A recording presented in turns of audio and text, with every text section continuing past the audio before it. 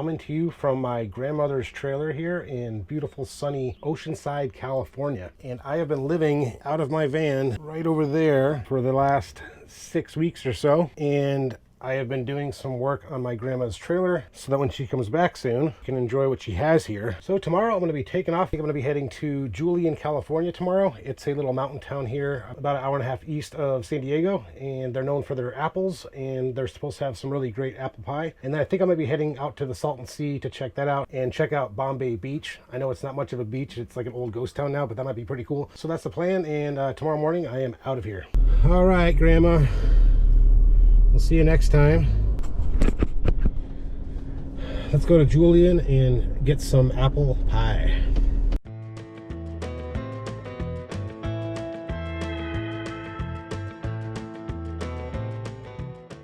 All right, we are about just outside of Julian, but I'm gonna pull over here in this little town and find the best apple pie place in Julian so we can head right straight there. Best apple pie Julian. I've already looked this up. Yelp says the Julian Pie Company, so I guess that's where we're gonna go. So I'm officially in Julian. The sign was just back there, and elevation is 4,000 feet. Looks like a cool little historic town. I think I'm going to park up here on the right. This place has pizza. That sounds good. Pinstripes. I'm gonna take Luca out for a quick walk.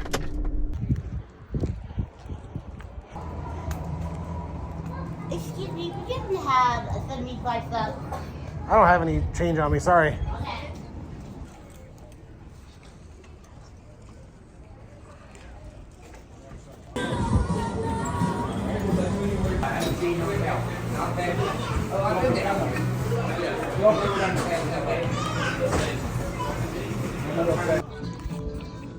I went with the rib tips and corn mix. Let's try it out.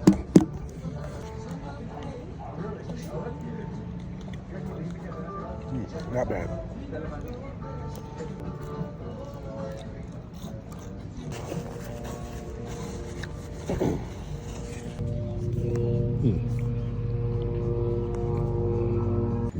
Not bad. Not bad barbecue at all. And now off to the Julian Pie Company.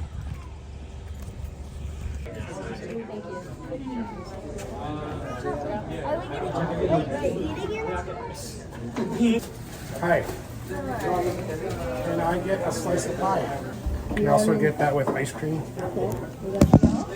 Yes, that is all. And you're eating here? Yeah. And you are number 43. Thank you. You're welcome. 43.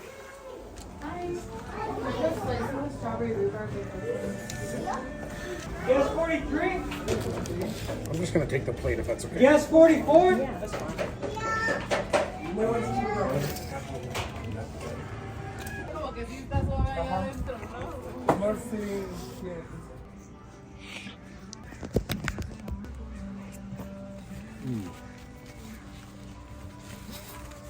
Apple pie with vanilla and cinnamon ice cream. It's good. After I'm done with this, I'm taking off. I'm gonna stay at the Salton Sea tonight.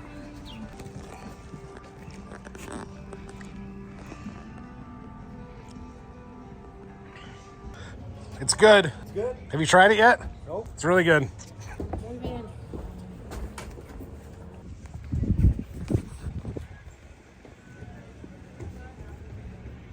That was delicious. Exactly what I needed. Some barbecue and some apple pie. So now I have to figure out where I'm gonna go tonight, but I think I'm just gonna go to Bombay Beach. 2 hours-ish before we get to where I'm gonna be staying tonight. Let's go.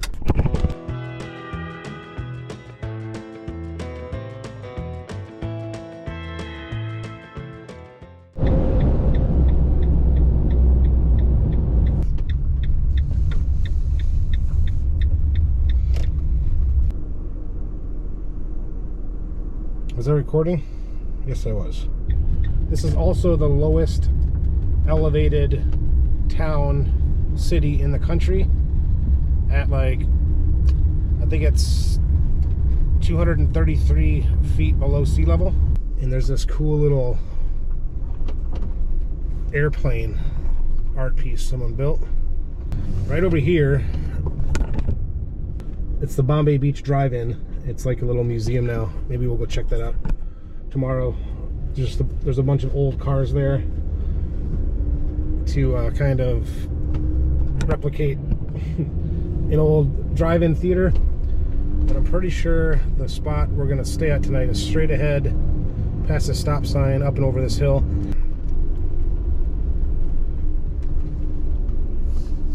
And here it is, guys. Bombay Beach. So I'm gonna go ahead and figure out where I want to set up camp, and then I'll talk to you guys again in a little bit.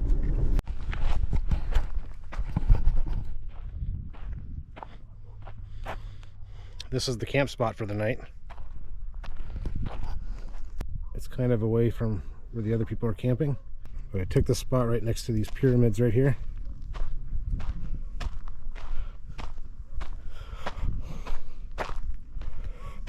Which is pretty cool. I think it's supposed to be a rattlesnake right there in the center.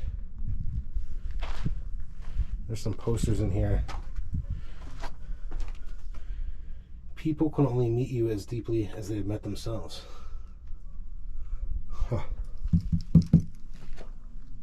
But right now I'm gonna go and take Luca for a little walk before the sun goes down.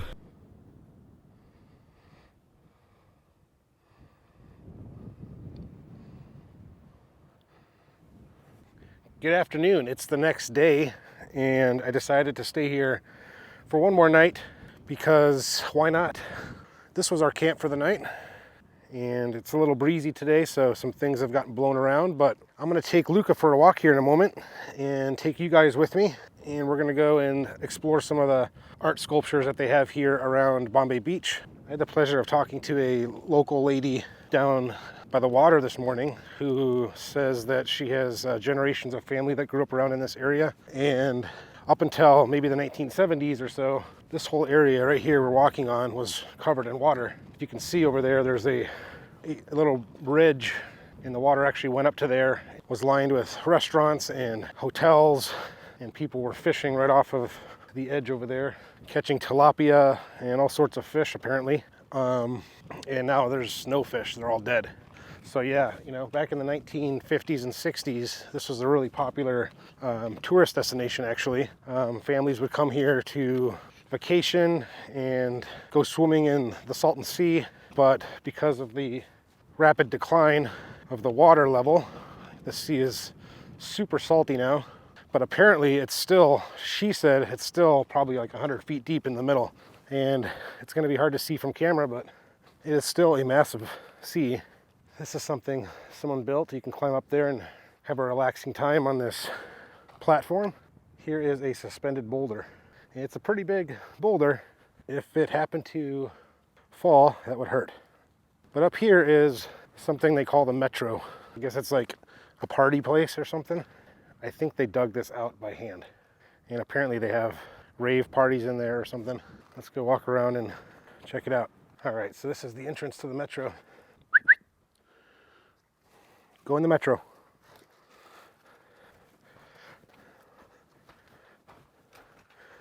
The woman I talked to said this last weekend there were probably 1,000 people here at the Bombay Beach for some sort of festival of some sort. Wow, Luca, that's amazing. You just climbed up that? Holy crap. I don't think I got that on camera, but Luca just climbed right up this whole ledge, and it's pretty vertical. What are you doing up there, Luca? Anyways, so this is the rave club called the Metro, I guess. Look at this, a bunch of railroad ties. Be careful, buddy. Be careful, Luca. Oh man, dude. Let's get out of here before we kill ourselves.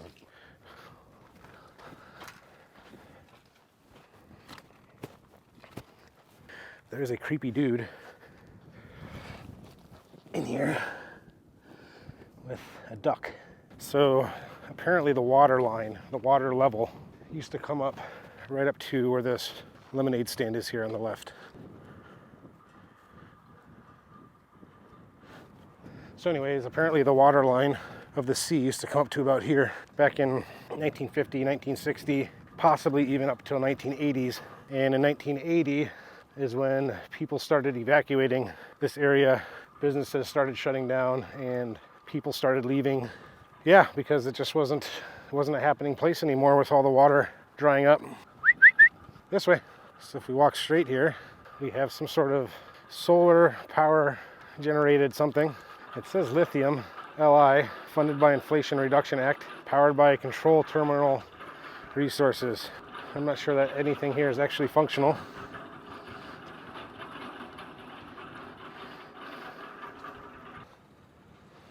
You're in the shot, Luca. I think you're in the shot, bud. Did you get a good picture of him? Good. He's a good looking boy. You got this free love phone booth. This one's pretty funny. It's the Tesla car charging station. There's actually is a outlet down here. I doubt it's operable, but it's pretty funny. I like this one a lot too. This is the porch view. That way you can sit in here. You could take a picture here like you're standing on your front porch.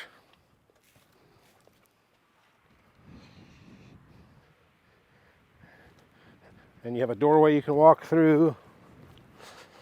And now we're going to be getting close to the sea. The seas may sink tomorrow.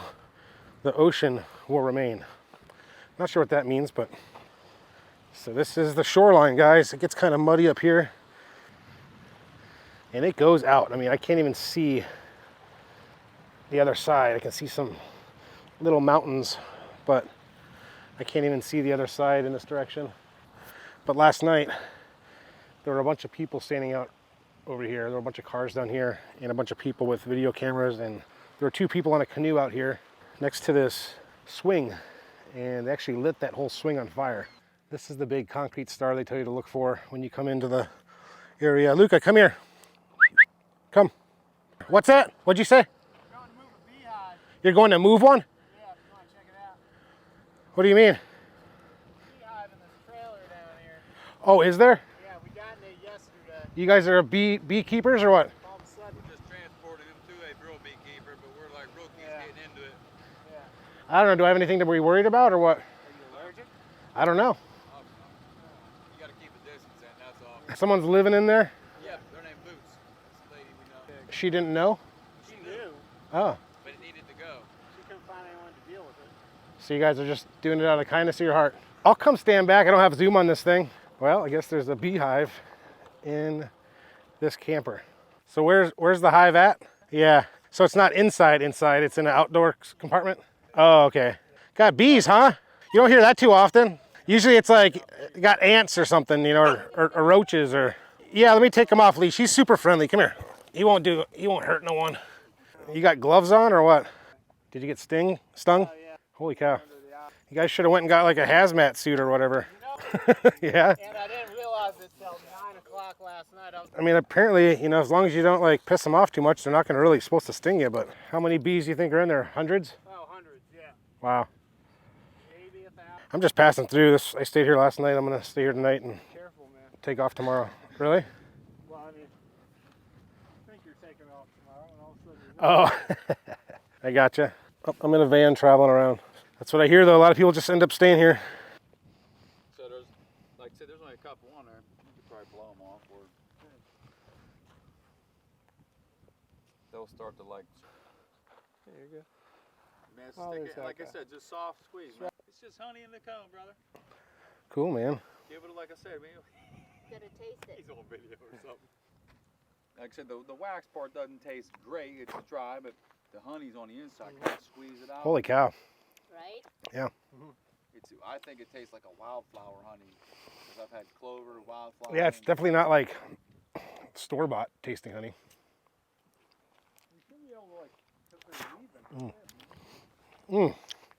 It's pretty amazing, huh? Yeah. So they've been in your camper for how long? I don't know, maybe 4 weeks. I brought them from Borrego Springs. Yeah, that's just an outdoor compartment, right? Yeah. Yeah. They can't get inside. But you just kind of noticed them around and. Yeah.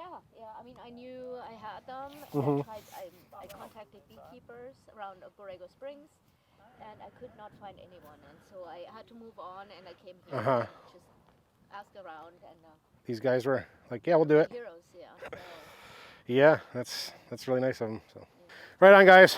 Good luck. See you around. Wow, that's pretty cool. Okay, so this gives you an idea of kind of where the sea came to at one point in time, because this is the boat ramp for it right here. So at some point the water was up to a level here where you could drop your boat in. So who knows exactly how deep, but based on these retaining walls here, I'm going to assume that the water at some point came up to here. But I gotta go back to the van, pack up, and go to the market before they close. And my plan for tomorrow is to drive 2 hours south to Mexico. All right, got the van packed up. Make sure my wallet was back there. Just gotta make sure I get out of here without getting buried deep in sand.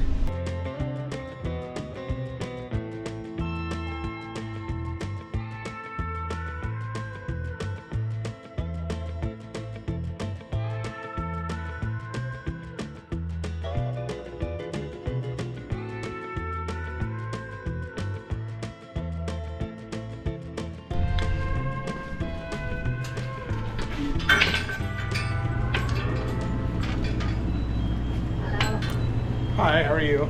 Okay. This You? Good. This is your little market? No.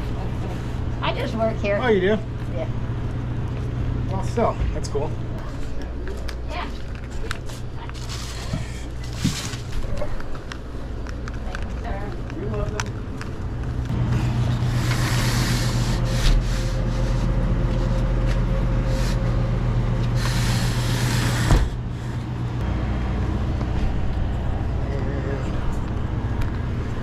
To the water out to the marina, which is probably where you're staying. I'm staying, yeah, kind of by the, On the By the- other side of the dike?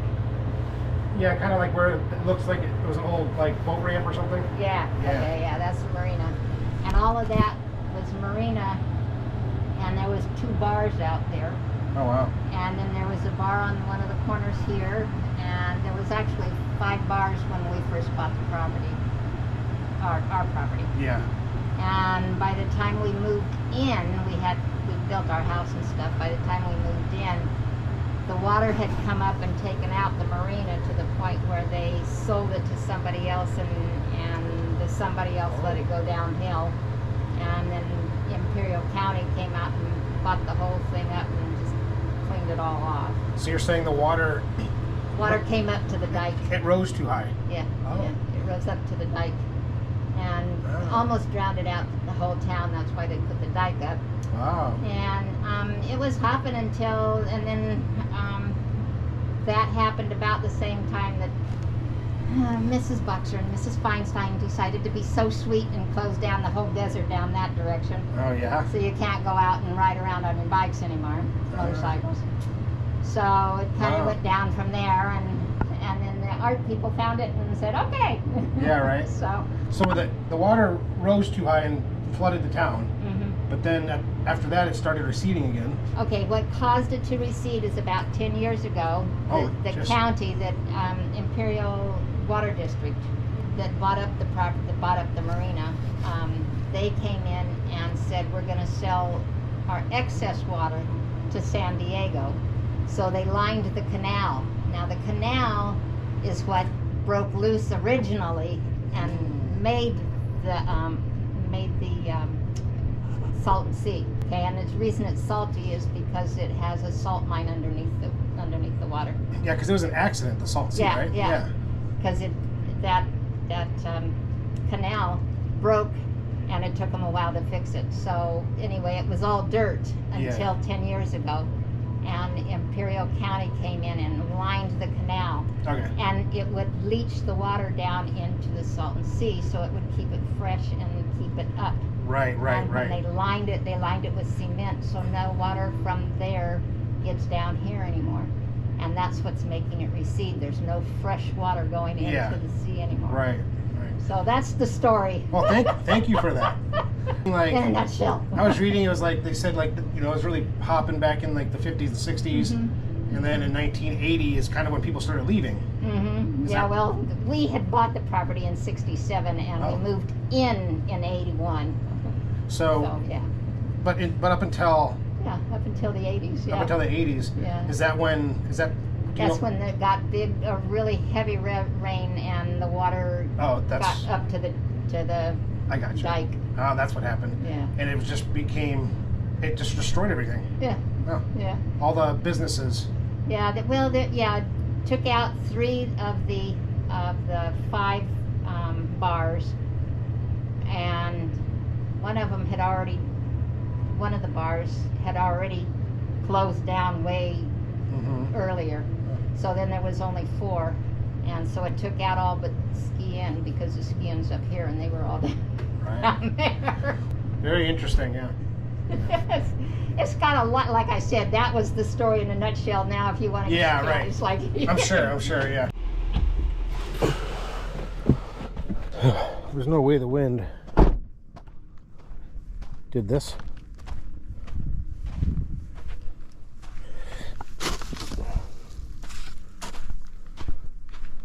Somebody was in here messing around. Look at leaving trash.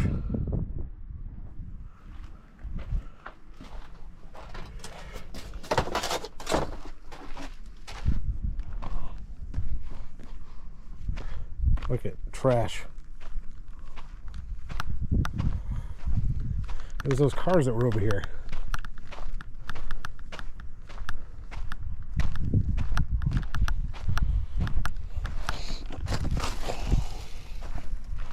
Not cool, bros.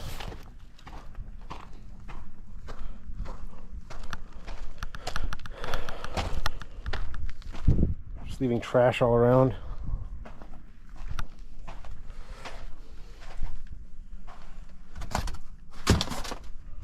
Idiots. Morons.